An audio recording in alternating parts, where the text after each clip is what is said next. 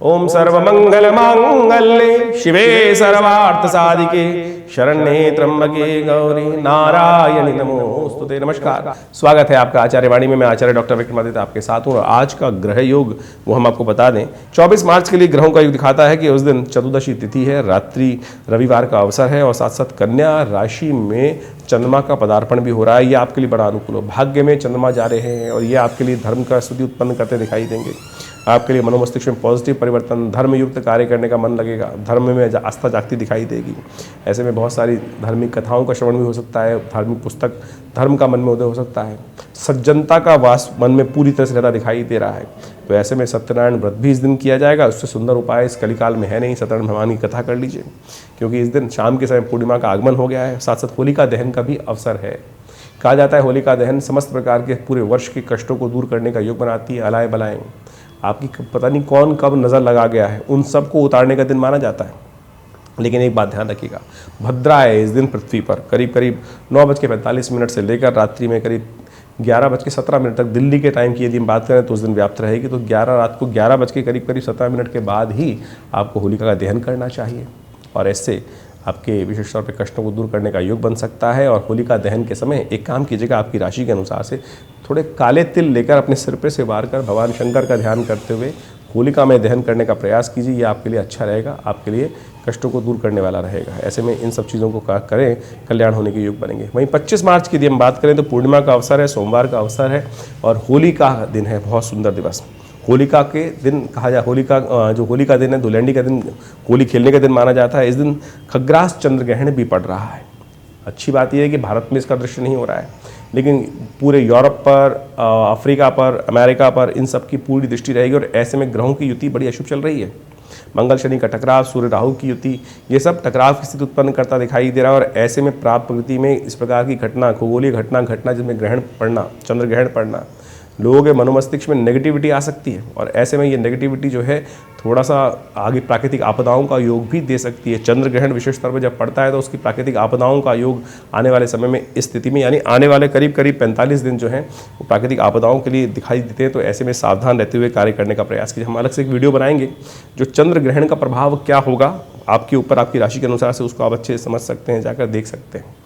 लेकिन एक बात और, चंद्रमा का जन्म दिवस भी इस दिन है। चंद्रमा शुद्ध रूप से पूर्णिमा के रूप में उदय हो रहे हैं। तो कहा जाता है कि अनादिकाल में विशेष तौर पर चंद्रमा का जो जन्म हुआ था इसी तिथि को माना जाता है। तो इसलिए चंद्रमा को अर्घ्य भी शाम को अवश्य देने का आपको प्रयास करना चाहिए। ओम शांग श्रीं शौंग से चंद्रमा से नमः, इस मंत्र का जप करने का प्रयास करना चाहिए।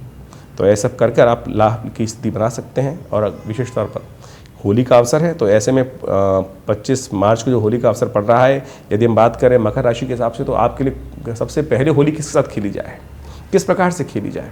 होली का दिन दरिद्रता को दूर करने का दिन माना जाता है और होलिका के दिन एक विशेष योग बनता है। वैसे तो मिट्टी में खेलना विशेष तौर पर बचपन का काल होता था, लेकिन कहा जाता है कि इस दिन मृतिका का तिलक लगाना बहुत सुंदर माना जाता है। मिट्टी का थोड़ा सा अपने शरीर पर मर्दन कर लेने से भी आपके बहुत सारे कष्टों को दूर करने का योग बनता है। और आपकी राशि के अनुसार से भस्म थोड़ा सा रमाकर यदि उसका भी आप थोड़ा सा होली वास्तविक तौर पर भस्म से ही खेली गई थी। शास्त्र के अनुसार से कथा आती है कि जब रात को होलिका का दहन हो गया और होली प्रहलाद जी बच गए, तो सुबह जब आके देखा तो लोगों ने उसी होलिका की भस्म के द्वारा होली खेली थी। वही धूम्र जो हवा में हुआ वही दुलहनी के रूप में उपस्थित हुआ। तो ऐसे में आपकी राशि जो मकर राशि है, शनि प्रधान राशि है, वो योग भी बनाती है कि भस्म थोड़ा सा अपने मस्तक पर धारण करें, शिव का ध्यान करते हुए इस उत्सव को आनंद से मनाएं, तो कल्याणकारी योग अवश्य बनेंगे, कष्टों को दूर करने का योग बनेगा। होली के हमारे इस खास कार्यक्रम में आपका स्वागत है और इस चैनल के माध्यम से हम आपको बहुत सारी ऐसी जानकारी देने का प्रयास कर रहे हैं कि जिससे हमारे उत्सव, होली का उत्सव जो है आपके जीवन में कल्याण के अद्भुत रास्ते बना सके। होली की एक सिद्ध रात्रि है। भारतीय संस्कृति के अंदर दीपावली महारात्रि, होलिका महारात्रि, शिव महारात्रि। देखिए, हमारे रात्रि का बड़ा महत्व बताया गया है। कहा गया है जो जागत है सो पावत है, जो सोवत है सो खोवत है। और या निशा सर्वभूतानाम तस्याम जागृति संयमी, गीता में अंदर कहा गया है कि जो निशा है, रात्रि है, वो जागने का पर्व है। जागरण का महत्व भारतीय संस्कृति में इतना अद्भुत कहा गया है। तो कुछ खास उपाय भारतीय संस्कृति में बताए गए हैं, उनको हमें करने का प्रयास करना चाहिए। देखिए, होलिका महारात्रि, दीपावली महारात्रि, नवरात्र, ये सब के साथ रात्रि जुड़ी हुई है। जन्माष्टमी का भी उत्सव जो है वो रात्रि मनाए जाते हैं। नवरात्र का उत्सव भी रात्रि में बनाने का महत्व बताया गया। हम दिन में अपनी पूजा पाठ करके रात्रि में फिर सो जाते हैं।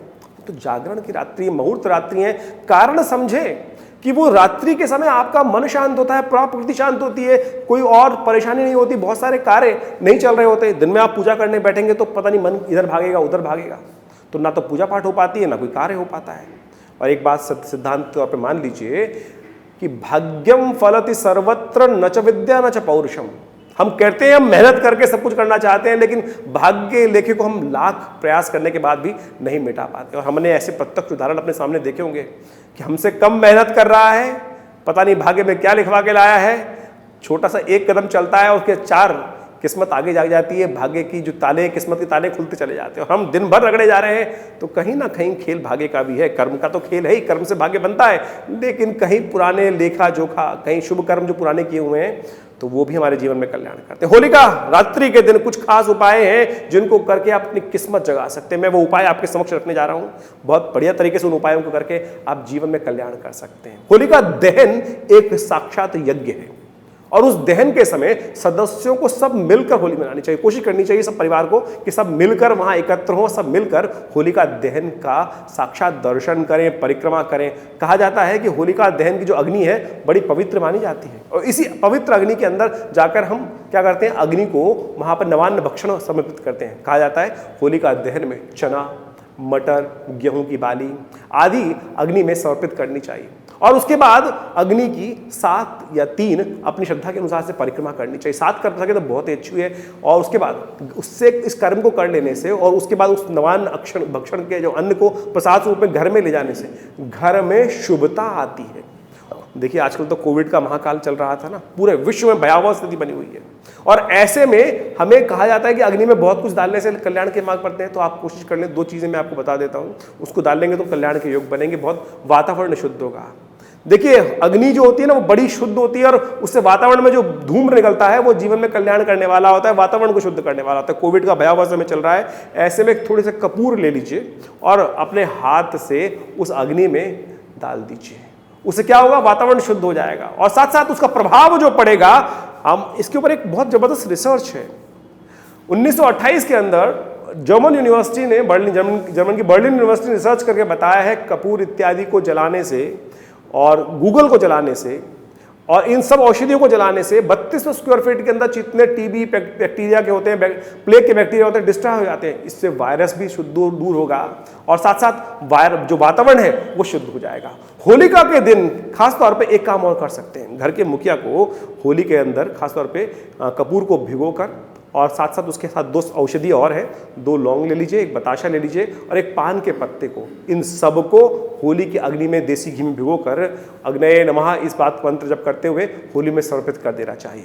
उसकी परिक्रमा करनी चाहिए, और साथ साथ परिक्रमा करते हुए एक सूखे नारियल को भी अग्नि में समर्पित कर देना चाहिए। यह हवन ही होगा वास्तविक तौर पे, इससे जीवन में अद्भुत योग बनेंगे। ना तो केवल एक काम नहीं, कष्ट दूर होंगे, बल्कि घर में सुख समृद्धि इत्यादि। इस गोले को घर से लेके आइएगा, सबके हाथ लगवा लीजिएगा, फिर समर्पित कर दीजिएगा, समस्त कष्ट इत्यादि दूर होने के योग बनेंगे। जिस दिन होली जलानी हो उससे खासतौर पर उस दिन सुबह सुबह एक साबुत पान का पत्ता लेकर साबुत सुपारी उसमें रख दें, हल्दी की 1 गांठ उसमें रख दें, और मंदिर में, किसी भी मंदिर में चले जाएं जहाँ शिवलिंग हो, वहाँ पर उन्हें समर्पित करें। भगवान शिव को खासतौर पर अपने जीवन साथी के साथ यदि प्रार्थना करते हुए इस कर्म को करेंगे तो कहा जाता है प्रणाम करके वापस आ जाइएगा। ये करके देखिएगा, यदि मनमुटाव चल रहा है, कोई परेशानी चल रही है, तो देखिएगा कल्याण के योग बनेंगे। और यदि आज से होली वाले दिन से आरंभ करके 7 दिन ये प्रयोग करेंगे तो देखिएगा घर में सुख शांति इत्यादि होने के अद्भुत योग बन सकते हैं। तो इतना शुभ मुहूर्त है होली का।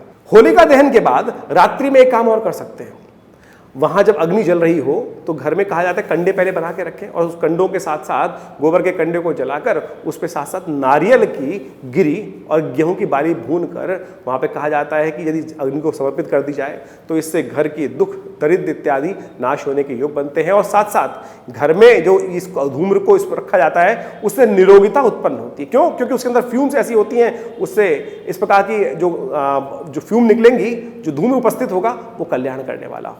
पूर्णिमा के दिन होलिका दहन होती है आमतौर पे, पूर्णिमा के दिन कहा होली हो जाती है, और जिस प्रकार रात्रि में पूर्णिमा हो उस दिन ही होली जलाने का महत्व है शास्त्र में।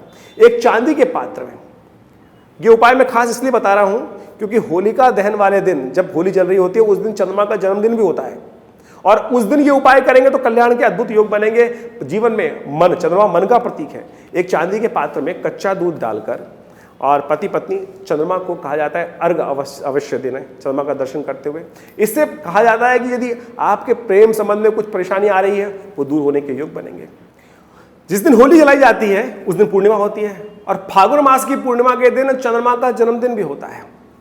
इस सुंदर मुहूर्त का आप ले सकते हैं लाभ अपने चंद्रमा को प्रबल करने के लिए। तो उस दिन क्या करना है आपको, कोशिश ये करें चंद्रमा को अर्घ दें, पति पत्नी दोनों मिलकर दूध से अर्घ दें। चांदी के पात्र में थोड़ा दूध रख लीजिए या शंख में रख लीजिए, वो दूध अर्पित कर दीजिए। और कहा जाता है कि यदि वहाँ से उठाकर उस दूध का तिलक भी कर लेंगे तो आपके जीवन में प्रेम का उदय होगा, कल्याण का उदय होगा। तो इस छोटे छोटे उपायों को करके आप जीवन में कल्याण का योग बनाएं।